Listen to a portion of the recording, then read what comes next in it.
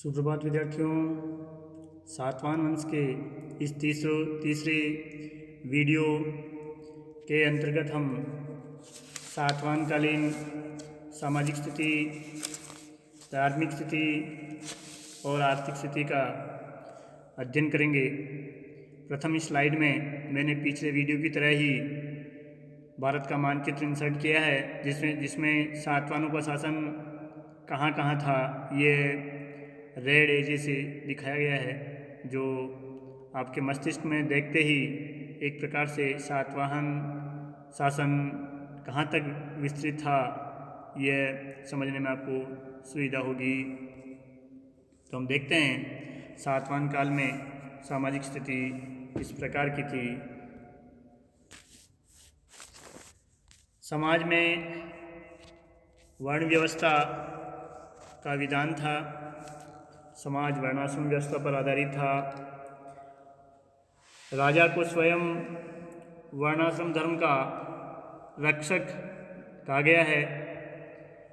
नासिक प्रशस्ति में गौतमीपुत्र सातकर्णी को अद्वितीय ब्राह्मण की संज्ञा दी गई है, जिसने समाज में वर्णाश्रम धर्म को प्रतिष्ठित करने और वर्ण संकरता रोकने का प्रयास किया है।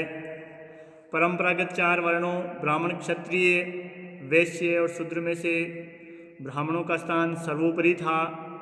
सातवाहन शासक स्वयं ब्राह्मण थे। इसके अलावा समाज में कई नई जातियां भी व्यवसायों के आधार पर संगठित होना शुरू हो गई थी। इस काल में शकों तथा यवनों का भारतीयकरण हो रहा था। अनेक शकों के नाम भारतीय नामों जैसे थे, जैसे धर्मदेव, ऋषभदत्त, अग्निवर्मन आदि। हिंदुओं के समान ही वे तीर्थ यात्रा पर जाते, यज्ञों का अनुष्ठान करते थे तथा ब्राह्मणों को दान दक्षिणा देते थे। वैसे तो अभिलेखों में उल्लेख मिलता है कि सातवाहन शासकों ने वर्ण संकरता को रोकने का प्रयास किया था, लेकिन हम देखते हैं व्यवहार में हमें अंतर्जातीय विवाह के प्रमाण भी उपलब्ध होते हैं। सातकर्णी प्रथम ने अंगकुल की महारठी की पुत्री नागानिका से तथा पुल्लुमावी ने क्षत्रप रुद्रदामन की पुत्री से विवाह किया था, जो समाज में अंतर्वर्णीय विवाह के द्योतक है।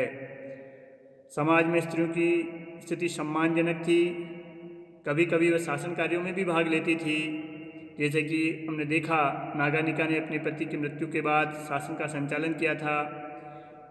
गौतमी बलश्री ने अपने पुत्र गौतमीपुत्र के साथ मिलकर शासन किया था। सातवाहन शासकों के नाम के पहले अपनी माताओं का नाम जुड़ा होना एक प्रकार से स्त्रियों की सम्मानजनक स्थिति को सूचित करता है।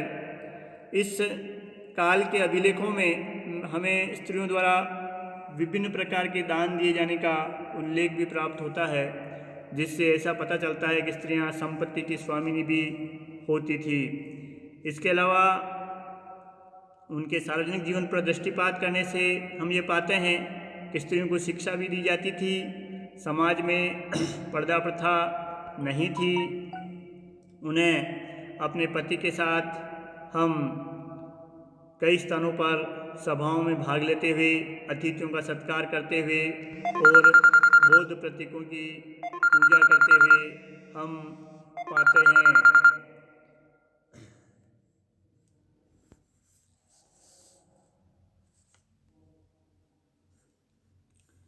धार्मिक स्थिति की हम बात करें तो सातवाहन शासन जो है एक प्रकार से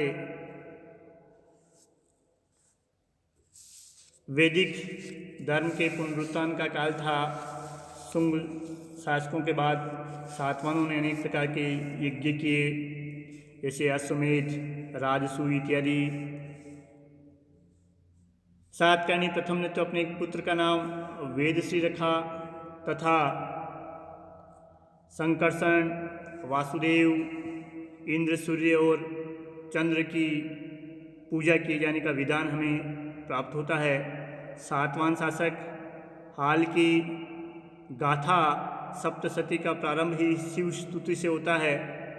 तथा इंद्र, कृष्ण, पशुपति एवं गौरी की पूजा का हमें इसमें उल्लेख मिलता है। गौतमीपुत्र सातकर्णी को नासिक प्रशस्ति में वेदों का आश्रय तथा अद्वितीय ब्राह्मण की संज्ञा से विभूषित किया गया है।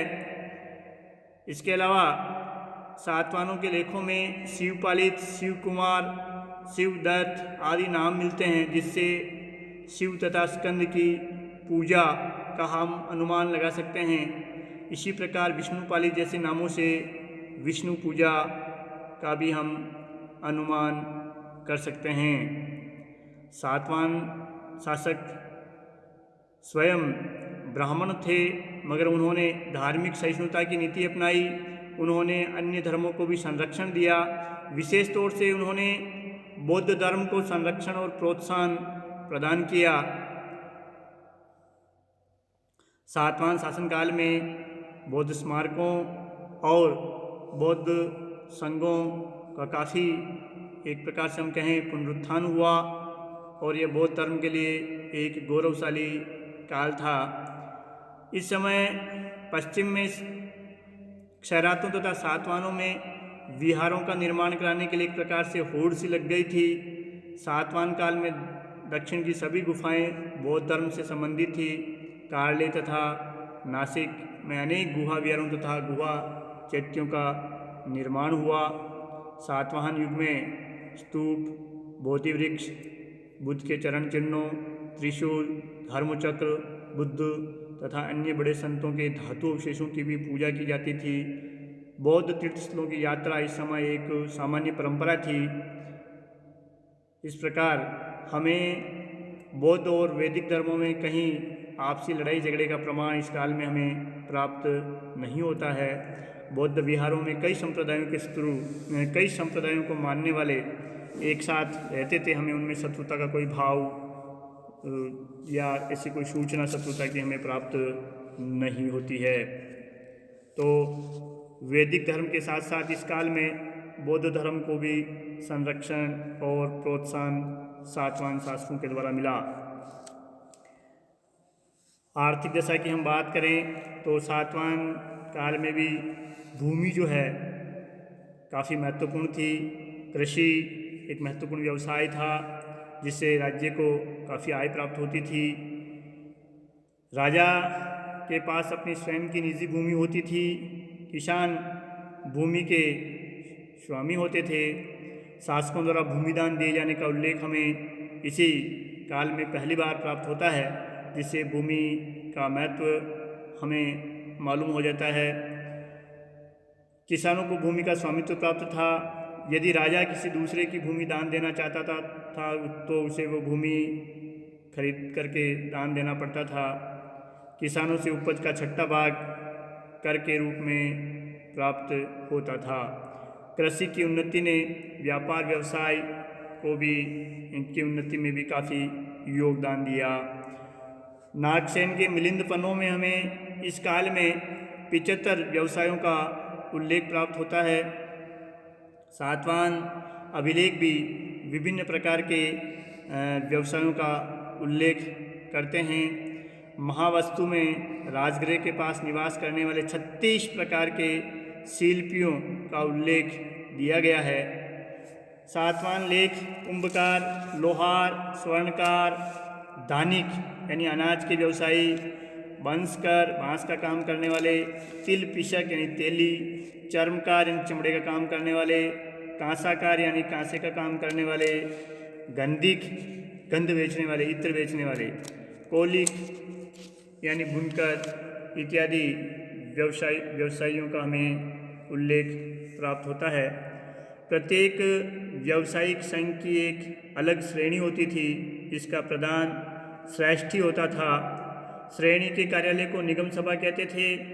श्रेणियों के अपने अलग अलग नियम होते थे जिन्हें श्रेणी धर्म कहा जाता था। इन श्रेणियों के नियम को राज्य द्वारा भी मान्यता दी जाती थी।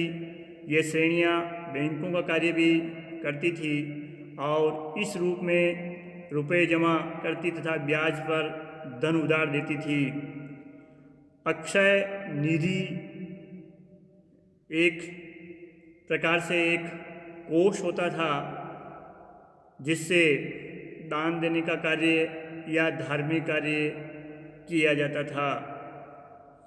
इस काल का आंतरिक एवं बाह्य दोनों ही प्रकार का व्यापार उन्नत अवस्था में था। देश के भीतर पैठन, तगर, जुनार, करहाटक, नासिक, वैजयंती, धन्यकटक, विजयपुर आदि अनेक व्यापारिक नगर थे जो एक दूसरे से पारस्परिक रूप से सड़कों से जुड़े हुए थे ताकि व्यापारिक माल एक स्थान से दूसरे स्थान तक आसानी से सुविधापूर्वक ले जाया जा सके। साम्राज्य के पूर्वी तथा पश्चिमी किनारों पर अनेक प्रसिद्ध बंदरगाह थे। टालमी ने गोदावरी तथा कृष्णा नदियों के डेल्टा के बीच अनेक बंदरगाहों का उल्लेख किया है। उसने बताया है कि इन स्थानों से मलय द्वीप तथा पूर्वी द्वीपों के लिए व्यापारिक जहाज आते जाते थे।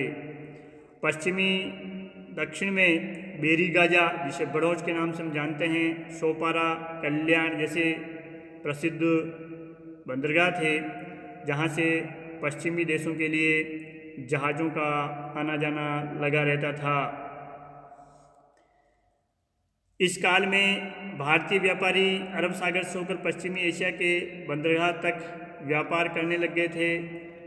भारत का व्यापार मुख्य रूप से मिस्र, रोम, चीन तथा पूर्वी द्वीप समूहों के साथ होता था।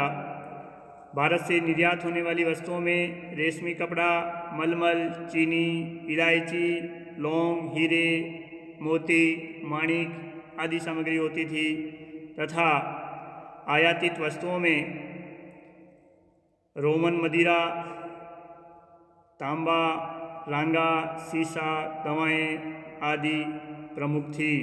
सातवाहन शासकों के कुछ सिक्कों पर 2 पतवारों वाले जहाज और यज्ञश्री के सिक्कों पर, यज्ञश्री सातकर्णी के सिक्कों पर नाव का चित्र मिलता है जो कि एक प्रकार से समुद्री व्यापार के सूचक है या समुद्री व्यापार के बारे में हमें जानकारी देते हैं। सातवाहन काल में ही पेरिप्लस ऑफ द एरिथ्रियन सी, एक अज्ञातनामा लेखक की जो रचना है, इससे हमें पूर्वी तथा पश्चिमी भागों की जनसंख्या और यहाँ के लोगों की समृद्धि के बारे में पता चलता है।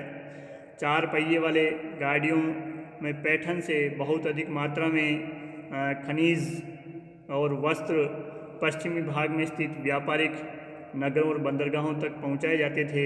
वहाँ से उन्हें बड़ौच भेजा जाता था और पश्चिमी देशों से सामान लेकर के जहाज बड़ौच पहुँचते थे और बड़ौच से फिर इस सामान को स्थल मार्गों द्वारा अन्य स्थानों पर भेजा जाता था। इस प्रकार सातवाहन काल का एक प्रसिद्ध बंदरगाह था बड़ौच।